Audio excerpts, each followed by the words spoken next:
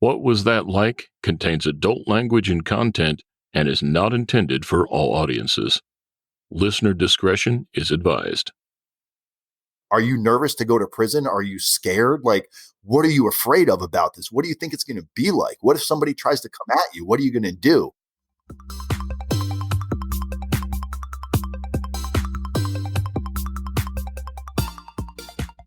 Welcome to What Was That Like? I'm your host, Scott Johnson. This is the show where we talk to regular people just like you or just like me, who have found themselves in an extremely unusual situation. We'll hear their stories and get inside their head because we all want to know, what was that like? More information about each episode at whatwasthatlike.com. Here we go. There was a time in his life when Dan was in a pretty difficult situation. He was facing something that most people don't ever have to go through. Even though he was not a violent person, and he certainly was not any kind of career criminal, he made a bad decision and accepted a job that, looking back, he never should have taken. But he did. And that led him to the tough spot he found himself in. Dan was headed to prison. His plea deal meant that he could get up to 60 months, 5 years of his life. One of the things he found to be the most stressful was that he had no idea what to expect. So just before he was actually sentenced, he recorded a YouTube video, kind of an audio letter to his friends and family. Just want to let everybody know, I am going to probably be going to federal prison next week, actually. 30th is when I get sentenced. He was just reaching out for help, any kind of information that might be of some benefit. So I just kind of wanted to ask if anybody out there has any idea of what to expect. I've been dealing with this for about 3 years right now, in case you're wondering how I'm smiling about it at this point. I'm just ready for this to be over. You know, I'm not looking for sympathy. I just looking for some advice how to deal with federal prison. What I did was wrong. Regret it. He kind of didn't really know what to ask for or who he could talk to help him out. His lawyer couldn't even answer these questions. So if any of you can give me advice of what I should do while I'm in there, things to pass my time, any recommendations of a federal prison camp, work camp that you can recommend. I'm just looking to make time go by as fast as possible. Dan made that video in 2014. Now we fast forward to today, and Dan is at a very different place in his life, a much better, happier place. He runs a very successful business working as a prison consultant. When nonviolent first-time offenders are suddenly faced with the fact that they're going to do time in prison, they are desperate for answers and guidance, what to expect, how to prepare, how to get your time reduced, how to interact with the other inmates. Dan helps them with all of that. In our conversation, Dan told me about his own experience, what he did that earned him that prison time, what his first day was like, which is actually a pretty hilarious story in itself, and how he shortened his own time. And he told me how he helps people today. Imagine if you've never even been arrested before, but you make a stupid decision, or you drive drunk and kill someone or whatever, and you're headed to prison. Dan knows exactly how you feel, and he has the answers you're looking for. And if you want to hear more from Dan, you have to check out his YouTube channel. He has literally hundreds of videos that he's created all around this topic. I'll have the link to that and his other social media accounts in the show notes, or you can just search YouTube for RDAP Dan. That's RDAP Dan, and you'll find out what that stands for in just a few minutes. And a warning up front, you already know on this podcast I don't bleep any words, and this episode in particular has a lot of those words. I mean, we're talking about prison here. So if that offends you, you might want to skip this one. So here's my conversation with Dan. Considering where you are today and what you do you consider your own prison experience to be a positive thing?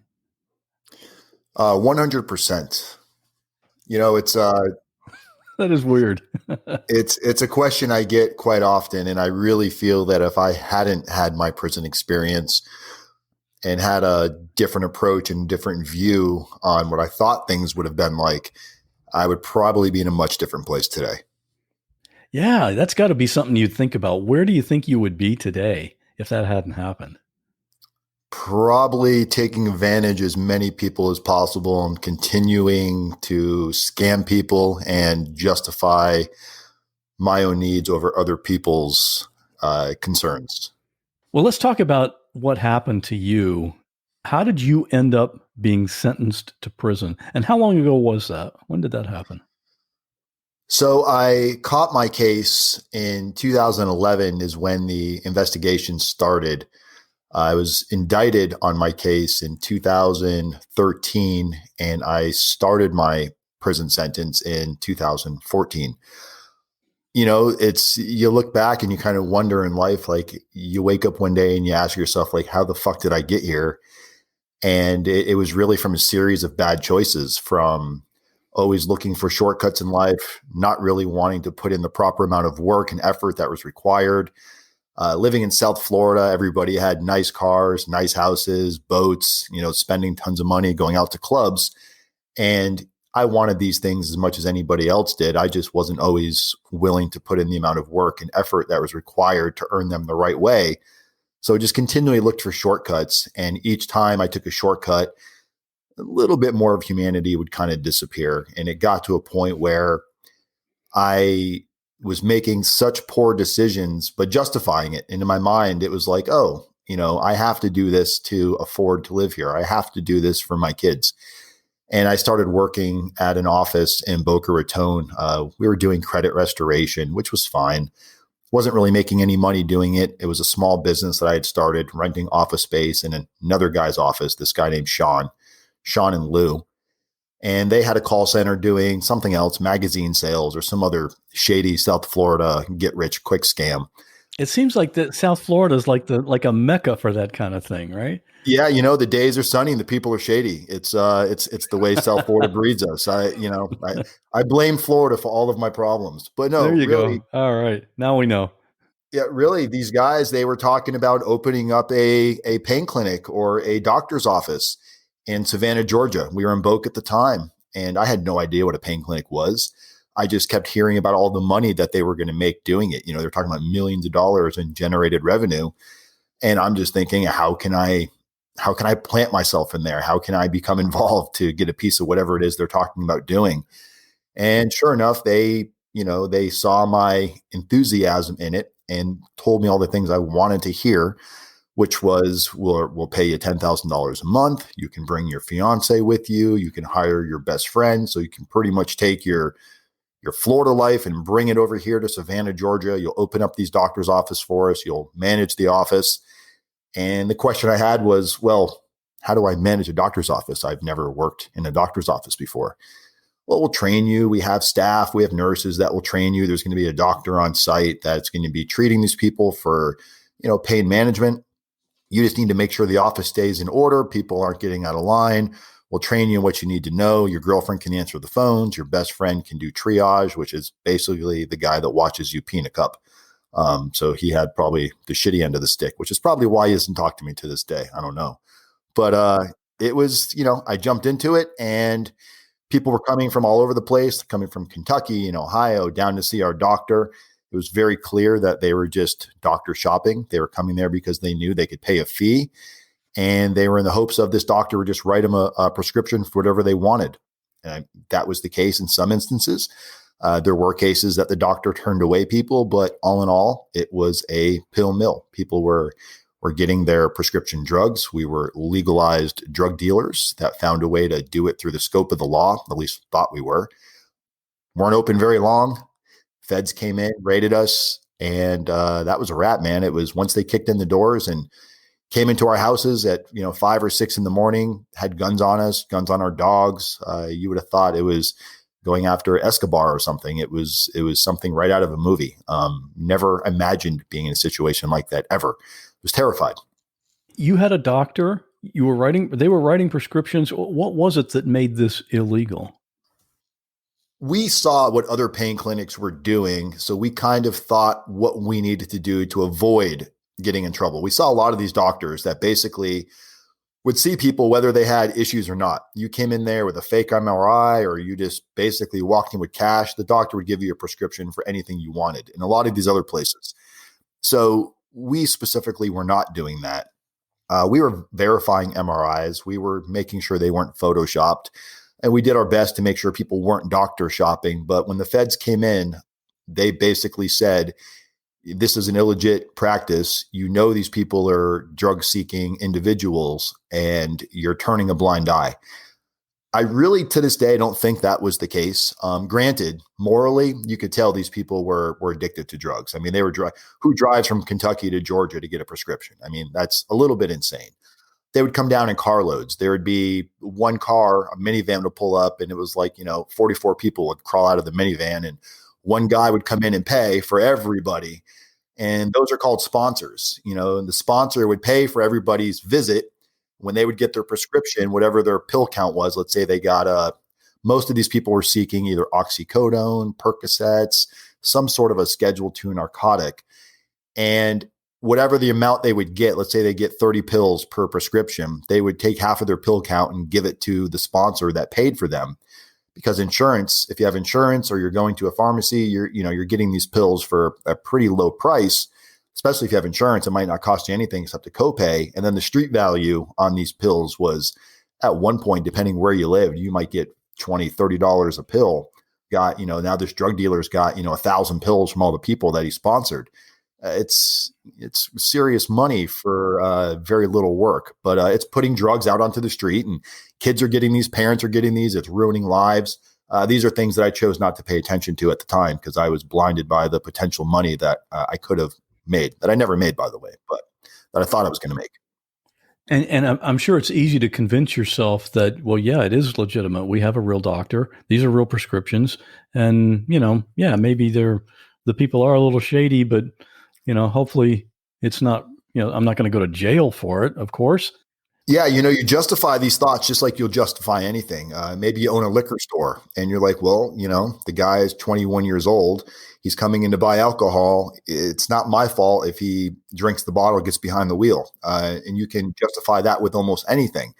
So granted, we knew these people were driving from a faraway land to come see us, but in the state of Georgia, there was no law prohibiting that from happening. People could drive from anywhere, and they had MRIs. They had verifiable issues that they could show that they've been getting prescriptions for an ongoing amount of time.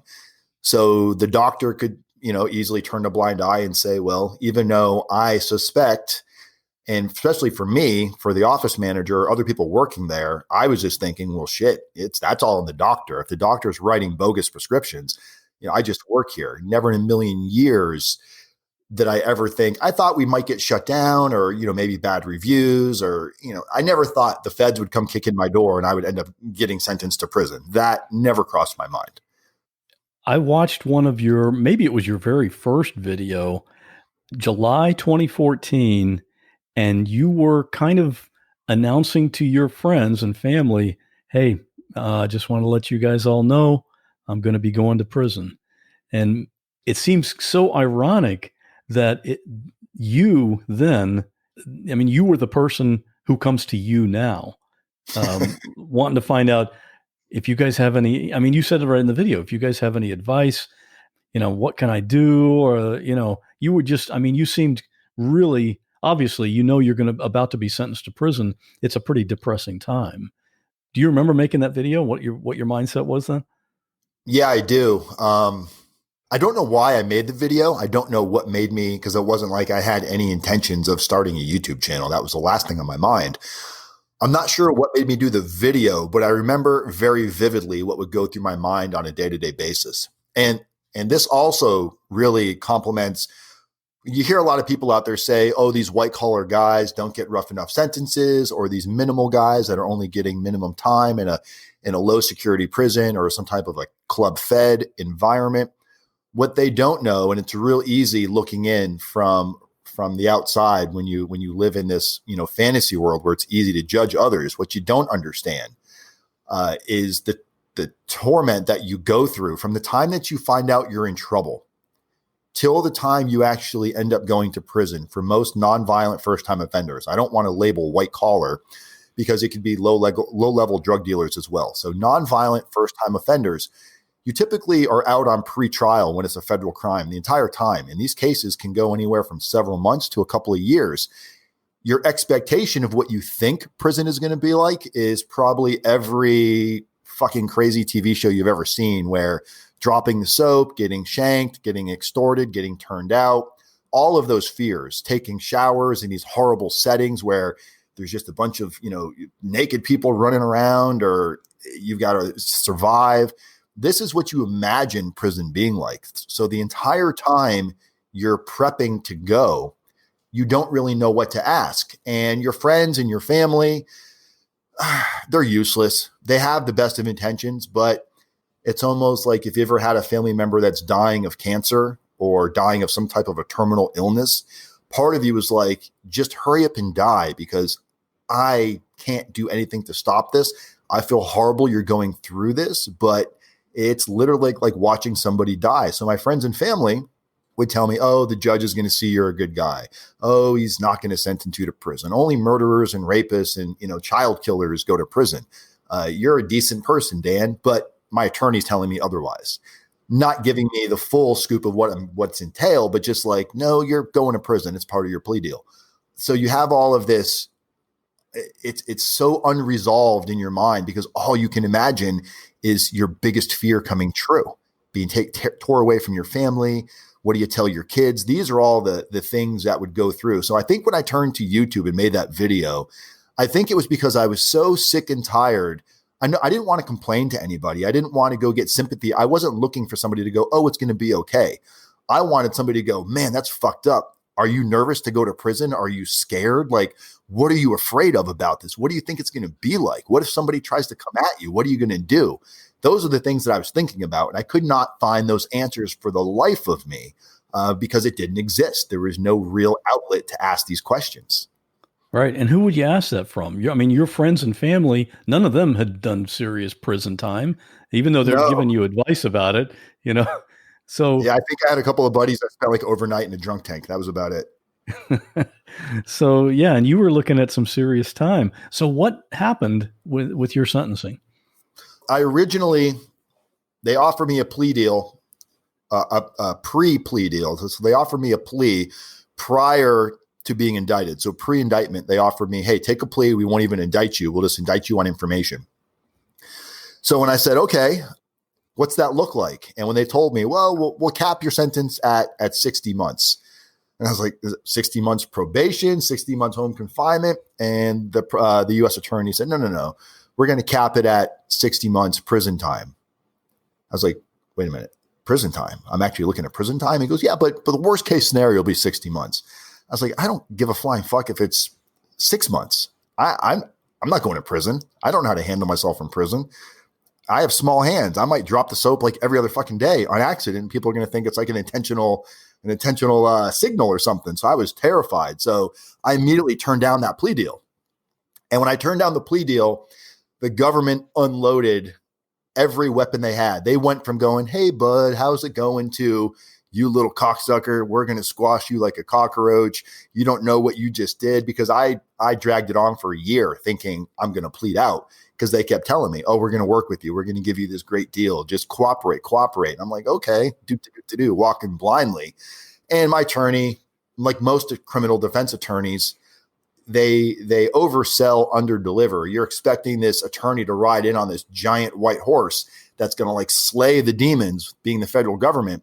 And really, what 99% of criminal defense attorneys do, unless you're going to trial, what 99% of them do is they're fucking talking head that gets the plea deal from the government and sells it to you. They literally pitch it to you like they're a car salesman selling you a car that you know you shouldn't be getting into. And they tell you, this is the best it's going to get. This is a good plea deal. Just take it. And I'm like, well, what's good about it? I'm going to prison. Like, can't we fight this? And he's like, if you fight it, they're going to come at you. I was looking at potentially 25 to plus years in prison if I had not taken a plea deal. So when that reality kicks in and you start to really weigh out your options and the reality sets and you're like, well, shit, 25 years I can't do. I'm going to be an old man. My kids are going to be grown. My kids will have kids. 60 months, worst case scenario. Okay. Some little good time in there. Maybe if you get lucky and get some other time off, there's other ways you can manipulate that. All right. 3.5, 4 years, I'll still have a life left. And you start to swallow that and you just look at this, this shitty option and it becomes your best option. So you suck it up and suck the government's, and you take the plea deal. Yeah. And I can see where it would take time for your brain to process that, wow, this really is the best I'm going to get. So, but you didn't do the full 60 months, right? How long were you in? No. So I ended up, the judge, so my cap was 60. The government said at my sentencing, they basically said, Your Honor, we recommend the guideline range. U.S. probation was asking for, I want to say it was 47 months out of the 60. And the judge slightly downward departed. He did tell me at the same time, which I don't know if this guy's still alive or not, but for his thought process was just ridiculous. He said, Mr. Wise, this is the most heinous crime I've ever seen. Meanwhile, I'm Googling this judge before sentencing, and he sentenced people to death. And I'm thinking in my mind, well, you're not sentencing me to death. But you know what? The reality is my girlfriend was also indicted on this. I don't know if you read that part of it, but she went to prison with me. And she was the low man on the totem pole. Like she was the office receptionist. All she did was answer the phones. And we thought for sure she's getting probation. She was the first person to get sentenced. So when they sentenced her and they gave her 13 months, the rest of us were like, oh my God, we are so fucked because you couldn't get any more squeaky clean than Shelley. And the fact that the judge gave her a prison sentence, everybody else knew game over. We all thought we're going to do the full 60 months. So when the judge downward departed to 42 months, it didn't feel like a victory at the time. 42 months felt like eternity. It felt like life is over. Nothing's ever going to be the same. But yes, I did not do the whole 42 months. On federal time, you get good time. So you serve 85%. You get 54 days per year of good time in the feds. And then we'll talk about it later, but there's some programming. You can also take a substance abuse program, which I liked my marijuana and I enjoyed my alcohol during my riot days. So those, if you have that and it's documented and you properly document it, which is part of what we do as our services, we'll talk about that later too, you can knock time off of your sentence. So I ended up only serving 13 months on 42 months. I mean, I really did about as good as you could do with the sentence I had. Wow. 13 months out of 42. That's incredible. So yeah, I want to talk, and I specifically want to ask you about that documentation and how that works. Okay. So let's talk about when people come to you, their biggest fear, they're about to go in prison. They've never been in prison before. What are the most common worries of someone who's about to go in? Most of the people that we deal with are definitely like-minded individuals. They're first-time nonviolent offenders. If you're a repeat offender and you're in and out of the prison system, you're not looking up RDAP Dan on YouTube. You already know what time it is and what to expect. The people that are coming to me are lost souls. They are contemplating suicide, just as I did. The thought of suicide crossed my mind several times. So glad I didn't. I'd be really upset at myself if I killed myself. I'm going to tell you that right now. If you're listening to this and you're facing a federal prison sentence for some kind of a nonviolent crime, don't kill yourself because you'll be really angry. And I'll tell you, they come to me and the question is I don't really know where to start.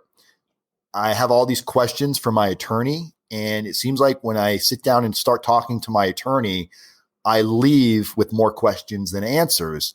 What can I be doing right now that's going to make a difference in either shortening my sentence, or is there anything I can do to get probation and not go to prison? Everybody's in denial. The government's making stuff up that's not true. Well, are you going to go to trial or are you going to take a plea deal? Well, my attorney's telling me I got to take a plea deal. Okay, so if you're going to take a plea deal, we tell people it's taking acceptance and responsibility for what you did. I get it. The government's out to paint a picture of you that's going to make you look like a fucking scumbag, the worst scumbag out there. But is anything of what they're saying true? Is there anything you could have done different looking back at what you did? And reflecting on myself, a million things I could have done different. So when we can focus on what you did wrong and stop focusing on how the government is kind of exploding that into more than what it really is, it allows them to stay centered and going, oh shit, I kind of did create this for myself because I wasn't focusing on consequences. So when you can start getting somebody to take the responsibility and identifying, you ask somebody like, who are your victims? Well, I got a victimless crime. So you live in a fucking box and nobody knows who you are. You don't have a mother, a father, a wife, a kid, an aunt, a best friend. Well, I mean, yeah. Well, these are your victims. These are people that are watching you go along with this. You think my children were not victims of what I did? You can make excuses till you're blue in the face and say, I did this for my family. But the reality is you did this for yourself. You cut corners. So let's focus on what you did wrong. So when we get people to start focusing on that and coming up with a game plan of what they can start doing to be proactive, to be a player in their situation, start working towards mitigation aside from what the attorney's doing, we come up with an entire game plan that allows them to demonstrate themselves the day of sentencing completely different than what a judge typically sees. And that can yield amazing results such as probation. I would imagine someone who's about to go into prison and they've probably seen Shawshank Redemption and they know what Andy Dufresne's first day was like, and the fat guy that was crying that night that I'm not supposed to be here and that whole thing. Are you saying that none of that is accurate, or is prison not as bad as everyone thinks? I know there's different levels of being incarcerated as well. That's what I was just going to say. Yeah. Can you talk about that a little bit? Sure. So is it as bad as people think? If you're a child rapist, you killed a family of 20, you blew up a building, your drug cartel, prison's going to be pretty rough. You're going to go to a higher security prison. In the federal system, you have your basic levels. You have a camp status, which is as low as it can go. Camp status doesn't even have a perimeter fence. Like you can literally walk off the compound. Nobody would know until count time. And then they would consider you an escapee. Then you have a low security where you're behind a perimeter fence. I was behind a low security, behind a perimeter fence. There's no prison politics in a low security for the most part. Some lows may have prison politics. And what I mean by prison politics are whites can hang out with the blacks. You can sit at the same table and watch TV. The only real outcast in a low security, and they're not going to be threatened with violence. They're just threatened with, you can't sit at my table. That's like as bad as it gets, is you can't sit at the cool kids table if you're a sex offender or if you snitched on a bunch of people. But even if you snitched in a low security prison, you're safe. There's no risk of getting hurt because the person that would be to inflict whatever punishment they think you should be dealing with, they would be the ones that would get moved out of that security and they would get bumped up to a higher security. So going to a low security where I went, I was terrified. And I've actually got a picture, and you're welcome to use this picture on the cover. So my best friend, my friend Matt's like, hey, I'm getting myself hyped up, right? I'm getting ready to self-surrender to prison. I get sentenced to 42 months. The judge gives me 60 days to get my affairs in order. And now I have to go drive myself to Coleman Federal Prison in Central Florida, up by Ocala. And my friend Matt's like, you should go in there and make a statement. I'm like, okay, what? Like, hey, I'm here. He's like, no, you need to do something that's you're gonna be on a stage, get their attention. So he comes up with this idea. It's around Halloween time. He's like, hey, let's go to the Halloween store and let's buy a black and white prison costume. And you wear this in when you self-surrender. Like that's what you wear into prison. And I'm drinking, thinking this is a fucking fantastic idea. So now we're driving. It's not even him in the car with me anymore. It's two other friends driving. My friend Evan and I forgot the other guy's name. I can't think right. Oh, Paul, my friend Evan and Paul. We get there and they're like, "You're going to put the costume on?" And I'm scared now. I see the prison. I see the gates. I see the guard driving around. I was like, I don't know, man. It's like, oh, dude, you talked so much about this. We've got the video. We're going to record this. You're going to show you walking in. You got to do this. I'm like, all right, twist my arm again. I'm always that idiot that agrees to do something. So I put on the costume. And I'll send you the picture of it. I've got the picture of me standing in front of the prison, holding my papers in front of the prison, a little white hat on, prison number, the whole nine. So I walk up and there's this call box and I'm pressing the button waiting. Well, a perimeter truck drives. This guy with a shotgun drives around. He pulls up. He's like, can I help you guys? I walk up. I'm like, yeah, I'm here to self-surrender. And he goes, you're self-surrendering dressed like that? And I was like, yeah, I'm not going to lie. I was drunk. I had did a bunch of Molly the night before because who's not going to, I mean, you're going to turn, what fucking moron turns themselves into prison for 42 months? I mean, just that itself is like a mind fuck. Just you're turning yourself into prison. So I'm on Molly. I'm wearing a prison costume and the guard's like, all right, man, good luck with that. So they buzz me in. I walk in. My buddies are recording it and videotaping it, kind of hidden with their cameras. So because you can't record on federal ground, so they're kind of pretending. They let me stand there for about 5 to 10 minutes. And I walk in the front doors. They bring me into what's called R&D. And I'm standing there and I walk up to a desk. I give him my ID and the guy's looking at me. He's like, have a seat right here. So I must be waiting about 15, 20 minutes. I'm trying to be cool. I'm no longer cool. I'm just like, this was a terrible idea. Can I reverse time? Can I go, where's the fucking Stewie time machine here? I'm not feeling this at all. I see 3 giants walking in the distance. I mean, this is something out of a fucking movie. 3 giants, 2 giant black guys, and the white guy, he looked like, I don't know if you've ever seen the Rob Zombie movies where it's all I can't remember the names of the movies, but where Rob Zombie's got these movies where it's the killer movies, and there's the clown, the guy that's dressed as the killer clown, like the comedian guy.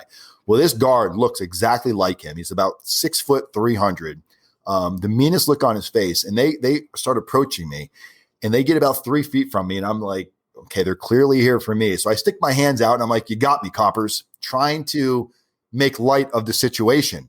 They saw negative entertainment and value with what I was saying. They saw no humor in it. They grabbed me, threw me against the wall, put my arm behind my back. When I say ripped the clothes off me, like ripped the clothes off me, I felt like I was about to get raped. I mean, the clothes were ripped off. I had like stress marks across my body from where the clothes ripped off of me, threw them on the ground. And all I remember was the guy grabbing the butt of my neck like I was a little doll. That's how big his hands were. And he put his face right next to my face. And he says, you think this is a fucking joke? You think we're your fucking friends? And that's all I remember them saying. And I'm sitting in a holding cell for the next several hours. Well, they're drug testing me. And they're like, oh, he tested positive for, I guess the Molly had opiates in it. I tested positive for opiates. I tested positive for THC. And I sat there thinking, they're like, we should send him to the medium. And I'm just like, oh my God, the medium. Like, where am I at right now? What does that even mean? These are all terms I don't know. They sent me to general population at that point. They said, your unit is A1, go there. So they pointed in a direction that said, walk to that building. I walked to the building with no knowledge of where I was going. I walk into the building and a bunch of inmates start walking up to me. Where are you from? What's your name? I'm exhausted. If anybody out there has ever done Molly, the next day you're depleted. Your serotonin's gone. You're like, leave me the fuck alone. I want to go to sleep, but you're in prison. So the last thing you're going to do is say any of that. So you're like, hey, my name's Dan and I'm from South Florida. They're like, well, what'd you do? Why are you here? Typically, first-time nonviolent offenders that have a sentence of less than 10 years or less than 10 years do not go to a low. You go to a camp. So when I told them what my crime was, or no, I didn't tell them what my crime was, I said where I was from and how long my sentence was. I'm like, well, what'd you do? All I can remember is movies you've seen. Well, you don't talk about your crime. You're not supposed to tell people those things, and you're not supposed to ask those things. So my response was, well, I don't want to talk about it. And they're like, okay. So they'd walk away. Another white guy'd come up to me. I'm waiting to see like a case manager or guard or something to tell me, what shitty bunk I'm going to sleep on. Another inmate would walk up and be like, hey man, what's your name? Where are you from? What'd you do? I don't want to talk about it. So that happened 2 or 3 times. Finally, the first guy that asked me, he's like the leader of this pod, leader of the white boys. His name was Rick. Everybody called him White Boy Rick. So Rick walks up to me and goes, look, man, I'm going to be real with you. You don't look like a drug dealer. You don't look like you're in a gang. So do you fuck little kids? And I'm just like, what? I'm like, no, why? He's like, you're not telling us what you did. And that's a tall tale sign. When you don't talk about your crime, it's usually because you got one of those crimes that you don't want to talk about. So I'm immediately scrambling for something to show like what I did. And it took me about 30 minutes to get paperwork from a correctional guard showing what my judgment committal was, showing that I was in there for conspiracy to distribute. Once they saw what I was in for, they're like, why are you at a low? And I'm like, I don't even know what the fuck that means. Like, why am I at a low? Should I be somewhere better than this? And I had an open case, which I didn't know about. So when the feds indicted me, the state had also charged me, but the state hadn't prosecuted yet. So when you have an open charge, which is called a detainer, it prevents you from going to a camp, which is open custody, because when you have an open case, they don't know necessarily what your open case is. And being there's no perimeter fence, your open case could be for, who knows, some crazy crime that you might go on the run and take off. So anyway, that's why they stuck me to low. So yeah, my first few hours were extremely stressful. I hear people say, it's either going to be a great idea or it's going to make for a great story. And that costume was definitely not a great idea. Hindsight, no, but it does make for a pretty, fast forward, all those same guards came back up to me and they actually said that was fucking hilarious. We couldn't let you know at the time. We thought maybe you were completely a lunatic or you were crazy because no one's ever done something like that. And we didn't really know how to take you. Once they saw that I wasn't crazy and that I just really, I've always been that person. I've always been an attention seeking brat, which is probably why I have a YouTube channel. I love to hear myself talk. I love being on this podcast right now because I get to hear myself rattle. I'm sure people are going to love hearing you too. Well, that's just my MO. And I've learned that the hustle in me, the con artist in me, it's always going to be there. I've had to found a way to use my powers for good and not use it to take advantage of people and question my morals. And is this going to cause somebody to be in a better off situation than what they're currently in? So I found you can still get off on that same high, but you got to do things for the right reason. And usually everything else kind of falls in place when you kind of stack your priorities in place. You've discovered your strengths and you're channeling to the right direction. So that's good.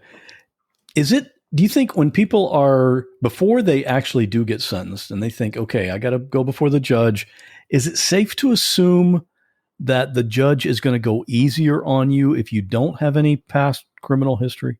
Well, sure. It's not, obviously if you've continually made mistakes, that's not going to help you. If somebody says that to me, I've never been in trouble before. Do you think that's going to help me? It's like, why would you ask and I'm not saying this to you, I'm saying this to my clients. Quit looking for the attaboy. The judge is he's going to give you a pat on the back and say, don't do it again. Well, sure, asshole. It's going to look a little bit better for you because you didn't murder anybody prior to this. You're going to have a better conduct. You're going to have a better offense level, but this isn't like the first time. There's nothing special about you. And this is what I tell every client. There's absolutely nothing special about you. The fact that you're a first-time nonviolent offender, the fact that you're a father of 300 kids, the fact that you go to church every day, the fact that you bring food to the homeless and you climb up trees and you get cats out for the firefighters isn't going to mean a fucking thing because you still did what you did. And what you did has a guideline range. What you did has an offense level associated to it that carries guidelines. Your guidelines are basically what the sentencing is going to be comprised of, is your guidelines, your past criminal history, all of these things. So the fact that you have no past, no criminal history, yes, that helps you. But that doesn't mean kick back and relax. There's a million people that look and sound just like you. So how do you create a different opportunity for yourself to create the opportunity for the judge to go, you know what? I give probation or home confinement maybe once a year. And you're the type of person I want to give it to. How do we invoke that type of reaction out of the judge? That's what we're going after. And we have a whole method of how we do that. Right. Because when you're standing there, you don't have time to create rapport or charm this judge because he sees people in and out, all day and they all look just like you do. Yep. And everyone he sees wants the easy sentence too. Yep. Absolutely. And getting people to understand that is rocket science sometimes. What if somebody says, man, I'm not going to make it in prison. I've never even been in a fight. How am I going to do this? Sure. And I immediately tell people, look, stop with all the bullshit. you are not going to that type of prison. You know what your day is going to consist of. And I know it's hard to fathom that right now, me telling it to you, but your day is going to consist of you walking a track. It's going to consist of you working a job, probably not that serious of a job. It's going to comprise of you going to classes all day. Maybe you're on a softball team. You're going to be walking a half-mile track. There's going to be flat screen TVs everywhere. There's going to be a billiard room where you're going to go play pool. There's going to be a movie room. There's a commissary where you can order ice cream on the weekends. You're never going to hear a cell close behind you. There's no cells. There's no bars. You're in a dorm or you're in a cubicle. It's a nonviolent environment. Most of the people that are there are either white collar or drug offenders of nonviolent crimes. It's people that are just like you. I made such good friends with some of the guys that I was in prison with that to this day, I still communicate with some of them, and we have this kinship. It's very similar to military. Everybody I talk to that's been through a military experience, I don't know if you're military. I'm not. But anybody that's been through a military experience, we have a lot of the same. It's regimen. You get up, eat your breakfast, you go to class, you go work out together, you go watch things. I mean, it was actually, I made the best of my time. And that's why you asked me early on in this conversation, you said, how has this changed you? And has it changed you for the good or for the worse? You can choose one of two directions. You can choose to go into prison and go, this isn't fair. I don't belong here. Why me? You can come up with a million reasons. Somebody told on me.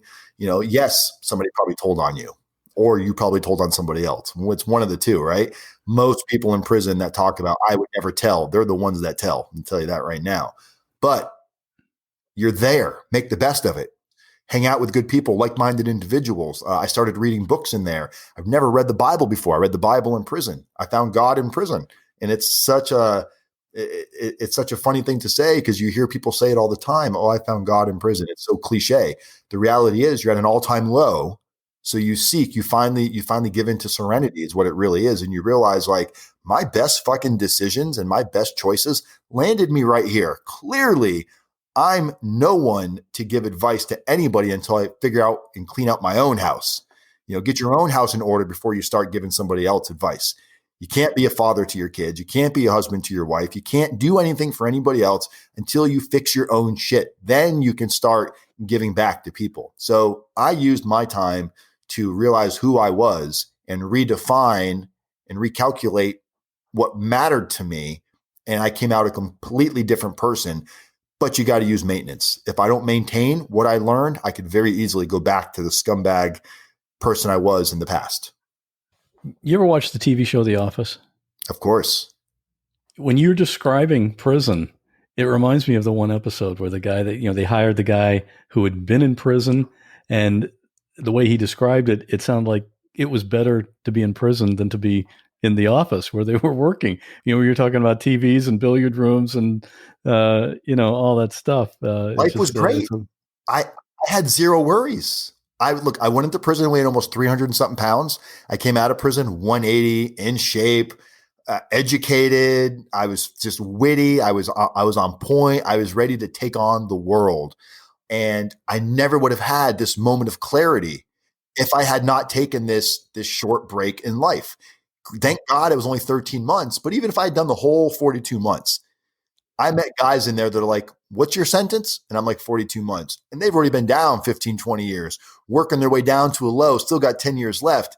And they're like, oh man, you're still going to be shitting McDonald's when you get out of here. It was just such a they put it into perspective. Like you don't go in there complain about your short sentence. I know when you tell somebody, when you don't see it, it's going from hot water to cold water. Granted, yes. It's easy to say, oh, you only got, if somebody were to tell, I get clients that are like, I got sentenced to 60 days. My initial reaction is want to say, oh God, why are you even calling me? But I get it. You only know what you know. You've never dealt with that's your new glass ceiling. And until you poke through that glass ceiling, you don't know that you can go higher and higher. So constantly challenging myself with questions, asking myself questions, making decisions, and focusing on consequences. When you use those three things in conjunction, you are a force that nobody can stop. So that's how I built my business. All right, I got a few questions from listeners. I asked this in my Facebook group for the podcast, what questions people would like to ask you when I was talking with you. And Marcy had a question. Her job is she delivers supplies to prisons. And so she was wondering if she strikes up a conversation with an inmate while she happens to be there delivering something, does that encourage them, or does it bring sadness knowing that she's going to leave and they're still stuck there? Definitely, I would encourage any human interaction. However, a lot of inmates will look for weaknesses. They'll look for ways to get you to do things for them, favors. And it could start off with something little, like turn on a light when the light's not supposed to be on. Anything. There's nothing wrong with giving somebody human courtesy. As long as you have a boundary in a line that you're not willing to cross. If an inmate wants to go, hey, how are you doing? Great. If they start talking about your family or start bringing up anything personal, you got to draw the line. Doesn't mean you have to be rude or be a bitch to them or anything that's gonna adversely affect them. But you can easily draw a line and say, you just change the subject. But I would definitely encourage making people feel, because look, these people are going to get out. These aren't lifers, right? So if they're constantly beat down and treated like an animal, when they get out, they might have that animal mentality. So I think that's a great question. Definitely give them the respect of being a human being. Tim asks, how should an inmate interact with the guards? Like be friendly or just avoid conversation, or what's that dynamic? What should that look like? Interacting with a guard in an open setting is fine. Like there were some guards that were pretty relaxed and pretty chill that around other people, you could be like, hey, talk about sports. The problem was when you would see the inmates sneak away and they'd go talk to the guards one-on-one behind closed doors, you feel like, oh, this guy's little office pet or teacher's pet, or he's going to tell on people. He's doing things to get, then you start looking like a weasel. And you got to be careful because people see you doing that. No one's going to trust you. If they see you in there hanging out with a guard in the prison environment, technically correctional staff is the enemy, right? And you're the opposition. Not to say who's right or wrong, but that's just the mentality. They're there to keep everybody safe. You're there as an inmate. And I've seen plenty of inmates trying to game on guards and get over on guards and put guards into a situation where they could hold something over their head to extort them, to get things out of them. And I've also seen guards who were just overly aggressive with inmates. So my personal perception on that was I was nice and respectful. If a guard did something that I didn't like or he abused his power with me, I immediately realized, you know what? This is your world for the short time that I'm here. Have at it. I'm not going to stand and hold my ground to prove a point and go spend time in solitary confinement or lose good time or get kicked out of a program because I wanted to prove myself. It wasn't that kind of a prison. So you have to be very alert to what you're doing and don't allow yourself to get too friendly with the guards because that could appear very poorly with your inmate staff or with your inmate population. And that's not going to go unnoticed. People are going to notice. Correct. That. Okay. All right. And one more. Jennifer asks, how extensive are the resources available to inmates, such as ministry opportunities, continuing education, that kind of thing? Again, that's going to depend where you go, state versus feds. Where I was at, Coleman Federal Prison, I'm a firm believer that if you want to educate yourself from prison, you will find a way to take advantage of the resources. I've seen a lot of guys come out of prison and they'll say, oh, prison didn't do anything to help me. You really didn't do anything to help yourself while you were in prison. The resources are there. They're not there for everybody. If you're an average, able person that is able to kind of do a little for yourself, then yeah, the resources are there. If you've never held a job before and you can't spell, resources aren't there for you. It's not. You're going to get out. No one's really going to help you. There's not a lot of assistance out there. They say there is. There's a lot of money being spent on it. But in the reality is I saw guys in the federal halfway house trying to find jobs that couldn't even get help with a resume. I mean, they're so lost, and you wonder why the revolving door brings them right back in.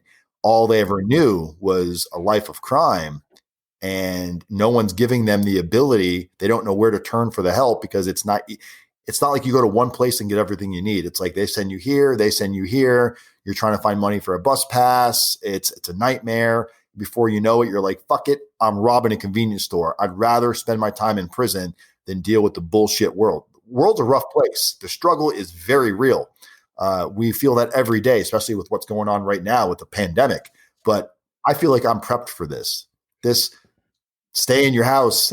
Okay. Well, I walk around, I listen to music. It's no worse than prison.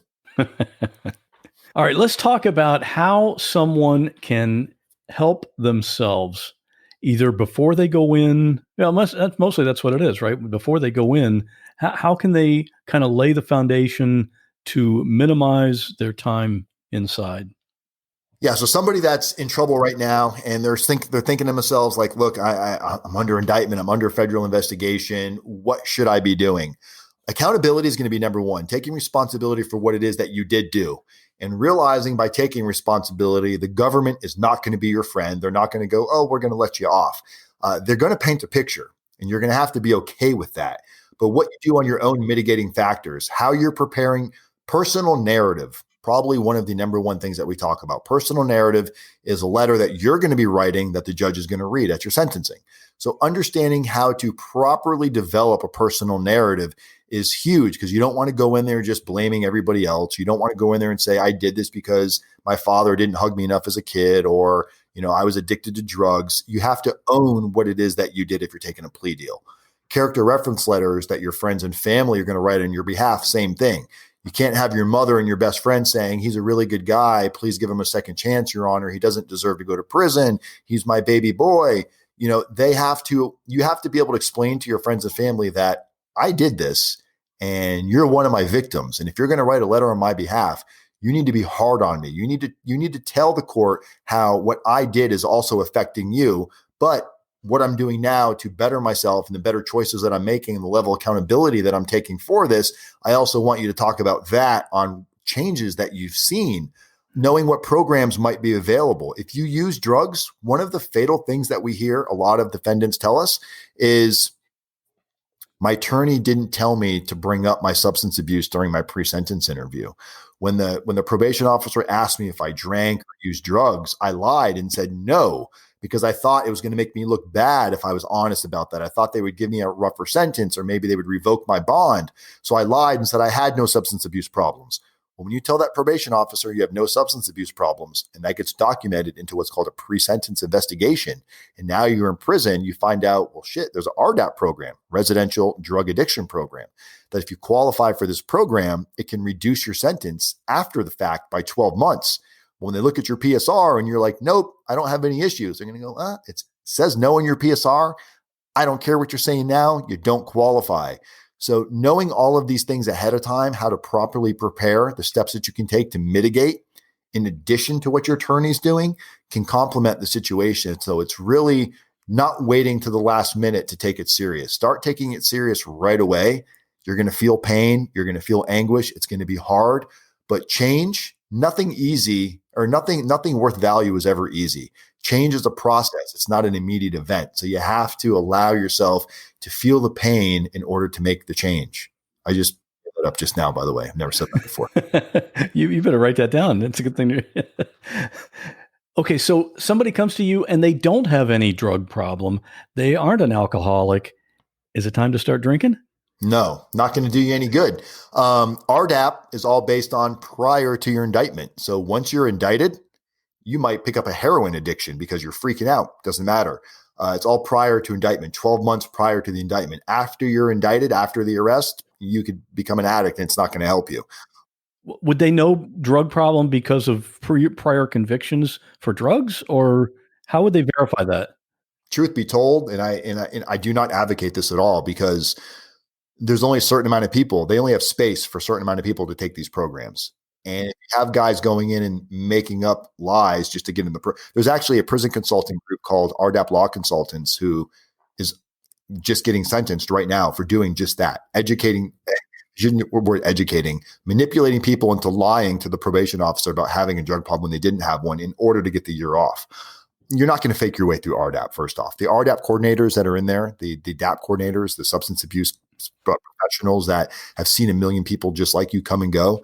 If you walk in there and you're not really somebody that's used anything, drinking, marijuana, and you can't, your backstory You live in this unit for 10 months. You live with these people for 10 months. You cannot be an actor 24/7. The real you is going to come out and you're going to get kicked out of the program and you're not going to get any time off. So if you're one of those people that you just described that doesn't have a substance abuse problem, we focus on personal narratives, reference letters, how we're engaging with the community. If you're a doctor getting ready to go to prison and you've already taken your plea deal, we bring you to colleges. We have you speak to pre-med students about, just like they're sitting there right now, at some point, they're going to be in a situation where someone's going to go, we can double bill these insurance, Medicare and Medicaid. We can make, a couple $1 million off of this when you're already making high six figures, mid six figures a year. That greed factor kicks in, or you don't know how to fucking say no to somebody because you're like, well, okay, I guess I don't want any conflict. And now you're sitting in prison for some bad choices. Well, we have these doctors getting ready to go to prison, or pharmacists getting ready to go to prison, or attorneys getting ready to go to prison, speaking to the younger version of them saying, I hope this connects with you because there's going to be a time in your life where you're going to have a fork in the road and you can go left, sounds easy, or you can take the hard way and take the stairs instead of the elevator, but you're going to be safe. And hoping that they hear that cautionary tale prevents them from making the same poor choices. So these things can inflate a judge's decision 10 times over, because now not only are you giving back to your community, but you're potentially stopping somebody from making the same poor choices that you make. There's nothing more giving back. Going and donating your time at Salvation Army, that's great. Nobody knows why you're doing it. Practicing humility is the key. Making people aware of what you did really allows you to own the shit that you caused. Right. Because for a fact that some of those, when you're talking to those med students, they're going to come to a point where they have that decision to make and they can go left or they can go right. Yep. And you just got to think, they're going to think, oh, wait a minute, that guy I heard talk back when I was in school, I better think twice about this. My co-defendant, Dr. Gossett, he got the same sentence as me, 42 months. This was a mid-level. He was a very successful doctor who was in his getting ready to retire, had a few houses in Georgia, and he is now a lawnmower operator because he's too old to go back and do anything. He lost his license to practice. They took everything from him. His wife left him, and he's very bitter, blames the government, never accepted the responsibility, and he's literally cutting grass to this day. And I could not make this up if I wanted to. You have to be aware of what you're doing. I know you've talked about the halfway house thing where you want to get out of, I guess that's talking about you get out of actual prison and you want to have additional halfway house time, which kind of replaces your prison time. Or can you talk about how the halfway house program works or what that process is? Yep. So whatever your sentence is, 24 months, 36 months, whatever it is, you can do a portion of your prison sentence. Well, as long as your crime allows you, meaning you have like if your crime is incredibly violent or you like raped kids or something like that, you're not going to go any halfway house. But for the rest of us who didn't murder a kid or, mess with kids, we can go to a federal halfway house, meaning you can do a portion of your sentence in the halfway house and you can do a portion of your sentence on home confinement. So it's not like you're going to serve your time and halfway house. It's all combined. So technically you can do the last 12 months of your sentence in a halfway house. I could not wait to go to the halfway house. I was so excited. I'm like, this halfway house is going to be, it's got to be a step above prison, right? You're thinking, well, prison's like this. Halfway house is probably going to be this much better. And then home confinement's going to be like the final step before freedom. Halfway house. So I was very fortunate. Well, I thought I was very fortunate when they gave me 11 months halfway house. Out of my 42-month sentence, you take away the good time, which is, I qualified for RDAP. So you get rid of my good time, 6 months. I did RDAP. They took off a year. And then my last 11 months of my prison sentence, they said, you've been so good, Mr. Wise. We're going to send you to the halfway house in Spokane, Washington, because I transferred from Florida to Washington. And I'm like, this is fucking great. I'm going to be in the halfway house. I can go eat regular food. I can go see my girlfriend. I can get laid. I have all of these thoughts of these things that I could do. I get to the halfway house and I pull up. They fly me there. I get on a plane. Shelly picks me up. My girlfriend picks me up at the airport, takes me to the halfway house. And I'm like, I think we're at the wrong place. We're in the most dangerous part of town. This building looks like it should be condemned. It looked like maybe it used to be a mechanic's workshop. And I see these guys standing outside. I'm like, hey, I'm looking for a halfway house. I have a garbage bag full of clothes. I'm like, yep, you're at the right place. This place was pure shit hole. Nothing, no amenities, nothing to do. Where I came from was fucking club fed. This was horrible. And you're thinking, hey, can I go back? I'm not lying to you. I asked, can I go back? I did not cry one time while I was in prison. A couple times I might have missed my kids. They sent me a nice card. I shed a tear. I didn't cry in prison over like, oh my God, I can't do this. My first night in the halfway house, when I finally got into my bunk, I sobbed like a bitch. I was so like, oh my God, I can't do 11 months of this. Well, what the fuck am I going to do? This is the worst place I've ever been. It wasn't scary. It was just nothing. There's no windows. It was dark. It was gloomy. The showers were disgusting. I was just like, send me back to prison. But you adapt, man. You find a way to make it work. And I got a job. I was working. They liked me there because I wasn't causing any problems. And there were a bunch of little pricks that worked there, a bunch of young kids that, that had jobs. They weren't cops. They called them resident monitors. So I just let them run I never talked back. And because of that, they didn't mess with me. And I was in and out of there as much as I was only there for work. I'd go home on the weekends. I ended up getting a pretty sweet job where I was working, and that's how I started my YouTube channel. I worked for a friend who got me an office. He put me on the schedule from 8 in the morning to 9 o'clock at night, even though I was done working at 3, but he would keep me on the schedule till 9, and then I would just take my paycheck and give it back to him. But from 3 to 9, I would make YouTube videos about my experience in prison, and that's how the YouTube channel started, from Federal Halfway House. So at the halfway house, obviously there are rules. You probably had a curfew, and you're not going nowhere unless you're going to work. It's not like leave at 8, come back at this time. It's like, oh, you don't work today? You're in the halfway house. Oh, you have to go to work today? Well, where do you work? How long does it take you to get there? Okay, it takes you 30 minutes to get there. We'll give you 45 minutes to get there. They give you just enough time to get to. You want to go clothes shopping? You need to go buy some, if you're a female, you need to buy feminine products. You need a haircut. You got to let them know a week ahead of time where you need to go. And if they approve it, they give you just enough time to get there and get back. If you deviate, if you stop and get a cheeseburger, you're done. You're toast. You're going back to prison. I violated my halfway house and they sent me back to county jail for 27 days. Torture, pure torture. For smacking a vending machine that ate my money and getting my chips out of the vending machine. They said theft of a vending machine and tried to violate me. And if I would have been found guilty of that, I would have lost my RDAP. They would have taken the entire year back and I would have gone back to prison, sitting in county jail.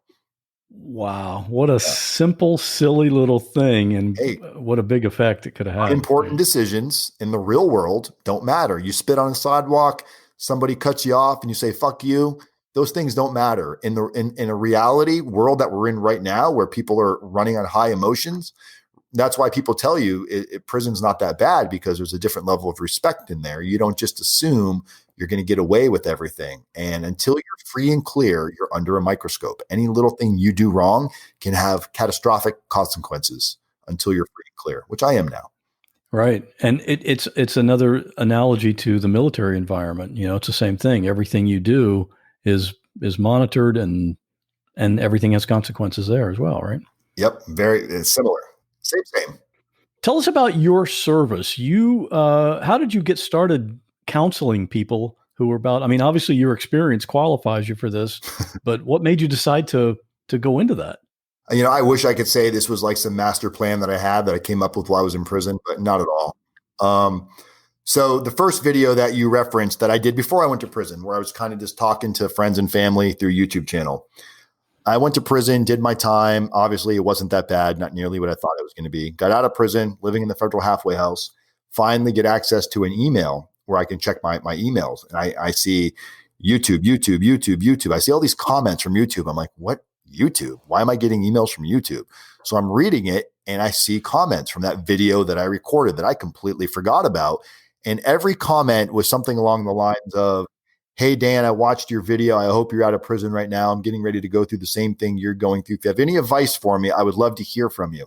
Every comment was pretty much along that context. So while I had all this free time at work, because my awesome buddy who Fit Food Fresh, who gave me this job, I would start answering these questions on my YouTube channel, just talking about, oh, you should do this, you should do that. Well, after I did maybe 6 or 7 videos, it started getting a little bit of a following. That video that you saw before I even got out of prison had maybe 20 or 30,000 views, which for me was like viral.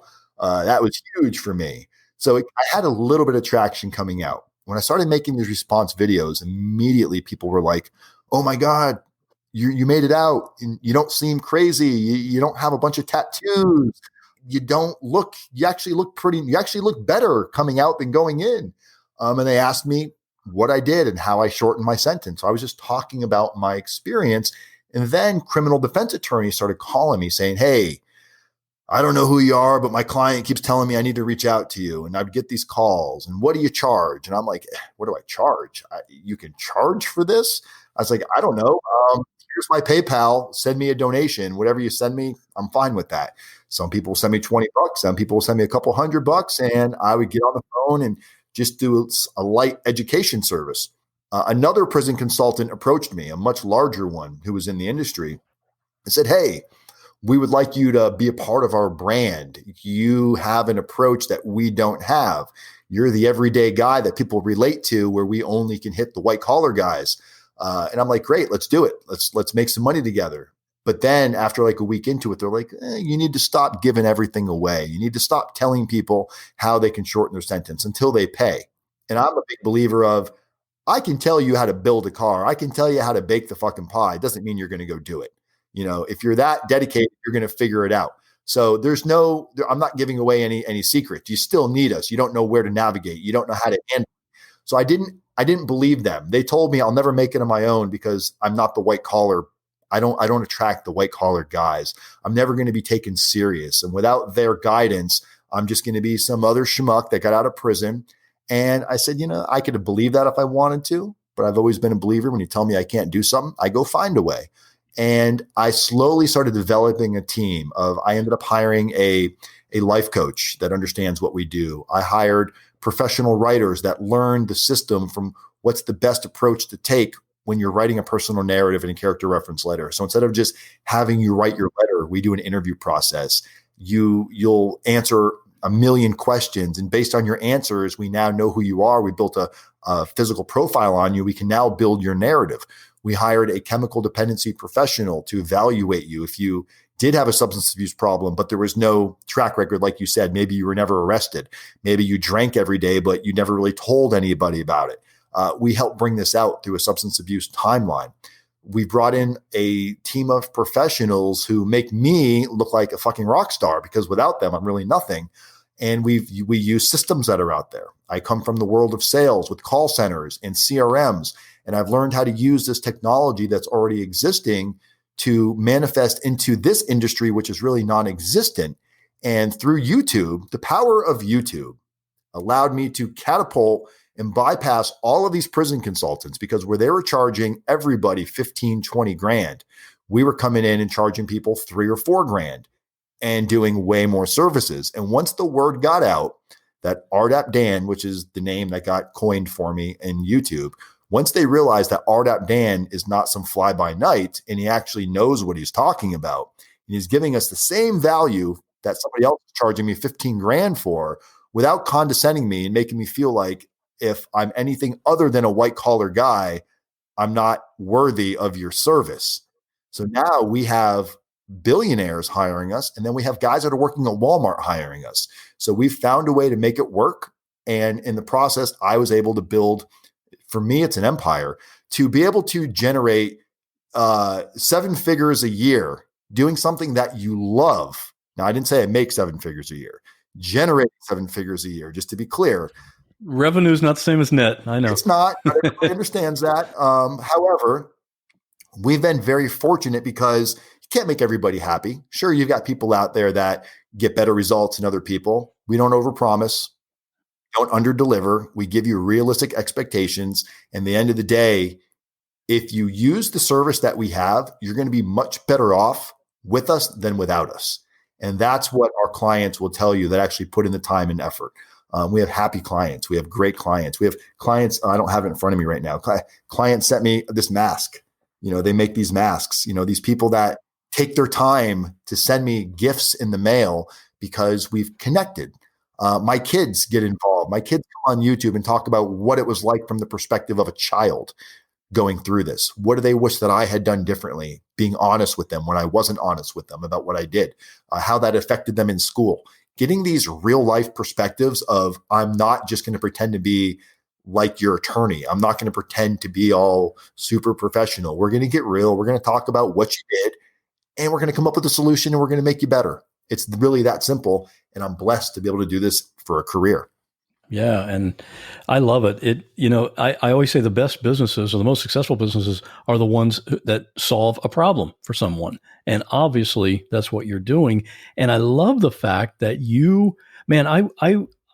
I think I first found you on Facebook, but then I knew you had a YouTube channel, and I said, okay, well, before I talk to Dan, I'll go watch his videos and, get an idea what he says.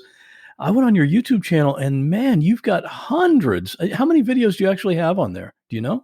I don't know. It's probably somewhere in the neighborhood of 4. I mean, for a YouTuber, I've got maybe 4. I think I'm a pretty fucking cool YouTuber. I've got 400 or 500 videos. My license plate says RDAP Dan. I'm kind of conceited when it comes to my YouTube channel because I think it's really cool that you can grow like that. But yeah, I've got a few hundred videos. Definitely. I was going to go in and watch all your videos, but I didn't watch all of them. But pretty boring. You're not going to prison. I have kind of the same concept because my primary business is computers. And so I do computer repair. I remote into people's computers all over the country and fix things, stuff like that. But yet I've been doing a computer blog and podcast for many years. And every one of those blog and podcasts and articles is teaching people how to use their computer, how to fix things, stuff like that. And logic says, man, you're giving it all away. But, people look at that, they read it and they think, okay, yeah, but can you just do it for me? That's the thing. But yet they come to you and they know you're real because you're providing all this information. And that's what it's obviously it's very similar because you're telling people, here's what you got to do. But yet, they're still going to come and hire you. Is that you mentioned a fee of $3,000 or $4,000? Is that a typical price, or what are your rates?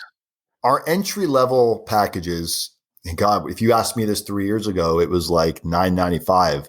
And when people are like, "Oh, you charge so much more now than what you charged then," it's like, yes, but then we didn't have licensed chemical dependencies on staff. We didn't have a certified life coach. We didn't have an attorney that works with us. It was just me and my knowledge. Now it's me and my crew. So now our base price is probably going to be somewhere in the neighborhood of like between $3,500 and $5,000. And that can range up to somebody that really needs like some hand holding. I would say the most expensive our service would ever be at a high end would be about 10 grand.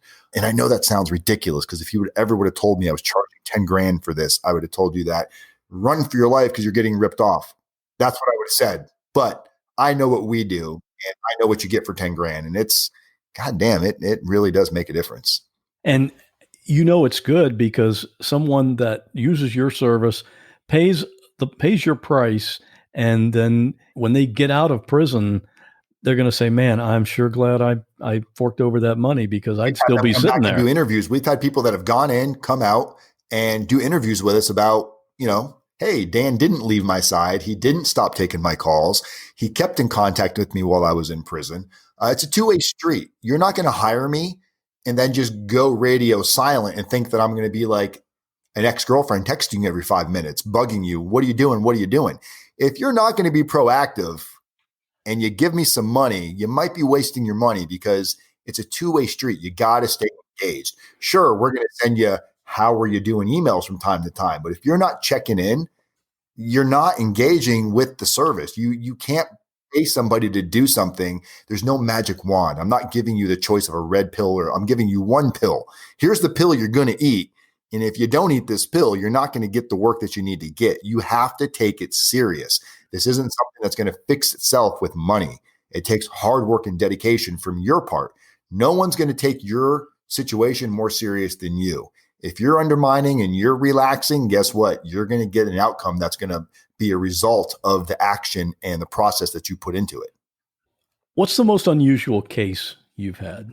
The toughest cases I get are, I had one guy who his name is, it's actually a national case. You can Google it. His name is Dr. Smithers. He was a doctor, very similar, except I was not a doctor, but same situation, pain clinic guy, got indicted for it. They offered him a plea deal. His count was much higher than mine. So I think they offered him a plea deal of 7 years or 10 years, and he wouldn't take it, got sentenced to 40 some odd years because he refused to take a plea deal. Hired us after the fact because I work with a professional who does a legal consultant who specializes in when you're going to fight your case after the fact, when you're going to do any type of motions, if you're attorney, a 2255 for ineffective counsel. And this guy just his own worst enemy. There's those cases where people just can't take responsibility no matter what, because any amount of prison time sounds like too much. Those are bad clients to take. I try to typically stay away from those. And then we do work with sex offenders. A lot of people give me shit. They're like, you have kids. How the fuck can you work with a sex offender? It's like, look, most sex offenders, I'm not going to say all, most, when you talk about sex offenders, you're dealing with somebody with a broken mind. You're dealing with somebody that has an illness. That in the reality is if you pull away what it is, it's no different than somebody that's got a drug addiction, nobody has a substance abuse addiction, a porn addiction, whatever the addiction is, they're addicted to this. And the common thing that I hear from all of them is they hate it. They hate that they do it. They'll do it. They'll look at porn or something. They'll look at whatever they look at on the internet. And then the minute they do it, they feel horrible. They delete it. I'm never going to do it again. And that compulsion resurfaces. What people don't look at is the human nature behind that these people also have mothers and fathers. So when we take these cases on, usually it's the mother or the father hiring us because there's nobody they can talk to. Nobody relates to what they're going through. So my job is not to go, what your kid did is not that bad. My job is to say, he's still your son and he's going to get out of prison at some point. So we can either pretend like this doesn't exist and we can send him off to the island and he's going to be released and we pretend like he's the worst person in the world, or we identify what he can do to better himself. Because if we don't, next time he commits the crime and you're that asshole that wants to just pretend like he doesn't exist, well, next time it's your kid or it's my kid. So we can either be a part of the problem or part of the solution. So that's probably the toughest ones that I talk about openly because it brings a lot of heat my way. I've had death threats. I've had people send me stuff in the mail telling me I must be undercover chomo, which is term for child molester, because I have compassion for them. I don't have compassion for the crime. I'm not condoning what they did. I think it's a heinous crime. The worst crime you could ever commit is something against a child who is an innocent person. However, I have to look at the human nature of it and what's causing you to do this. How can we stop you from doing it in the future? Because they're not going to lock you up forever. You're going to get released back into society. So that is always a very, very tough battle to win with the peanut gallery. Wow. Yeah. This has been really fascinating. Is there any part of this that other people ask you about that I haven't asked about that you'd want to talk about? No, I would say you're probably up in the top echelon of people that have actually conducted a good amount of questions. I would say you're well-rounded. Very. I'd give you a high good. Five. I try to do my research. No, you did a great job. No, seriously. I've done these interviews before where it's like I feel like I'm fucking interviewing myself. It's like just go away. I'll just talk to myself. I can do better. No, you've done it. You've done a really good job. I wish everybody took that much time to research the curiosity that people have, because that's the taboo is what's it like. That's what it is. Yeah. Because people have never been there. You know, the majority of people have never been in prison. You see what it's supposed to be like on movies, but it's not really like that. And it's like everyone's worst fear. What if I ever did something stupid and ended up going to prison? And all they do is they find you, and then there's hope. No, that's kind of what you give people, right? You give them hope. Realistic hope. We give them hope, not a dream. We give them We give them we help them sleep better at night, manage the expectation, manage the anxiety. We're not going to get rid of your anxiety. We're going to help you manage it so it doesn't build up, give you measurable steps you can take to reduce it so you can manage it, but it's still going to be there. That's it in a nutshell. Yeah. I would just love people to come check out my YouTube channel over at RDAP Dan, or, anywhere RDAP Dan. Federal Prison Time Consulting is the company, but yeah, come check us out, man. We're not just here to sell you something. We hope we can educate you, and maybe we'll be on your podcast next. Maybe. I've got, I know you, obviously your YouTube, you're on all the socials, Instagram, Facebook, Twitter, all those, I assume. LinkedIn is where we're starting to excel big on LinkedIn, more in the professional field. Ah, yeah. I don't use LinkedIn much myself, but come on, that's where all the adults are. All the adults are hanging out in LinkedIn. Yeah, but nobody on LinkedIn. I'm looking for people with crazy stories, and LinkedIn isn't usually where you'd tell a story like that. Probably not. All right. Well, Dan, thanks for your time. I appreciate you coming on here, and it's a pretty amazing thing you're doing. It's awesome. Scott, I appreciate it, man. Anytime you let me know, I'd love to come back and do it again. Before I met Dan, I never would have thought there was a job that had the title prison consultant. I learn new things all the time just by doing this podcast, and I hope you do too by listening to it. And I'd love to hear what you think of this episode. Just head over to the Facebook group at whatwasthatlike.com/Facebook and let's talk about it. This is just the second or third time I've done an episode like this where I talk to someone who's in a really unusual profession. The most recent one was episode 40, where I talked to Spence, who works as a modern-day lighthouse keeper. And you know how this one came about? I found out about Dan, and I thought it would be a really interesting show, but I wanted confirmation. So I took a poll in the Facebook group, and it was an overwhelming yes that I should do it. So I hope you're part of that group, because I'm sure I'll be floating out more episode ideas there in the future as well. Also, you might already know that the episodes are now on our YouTube channel, but here's something I'll bet you don't know. Guess where else you can find this podcast? On Roku. That's right. If you have a Roku device for your television, you can go on there and search for What Was That Like, and you'll see the podcast there, every single episode. We're working on being everywhere, and it's definitely happening. I've said this from back when I first started doing this show. It's going to be one of the big ones. It's going to be one of those podcasts that everyone knows about.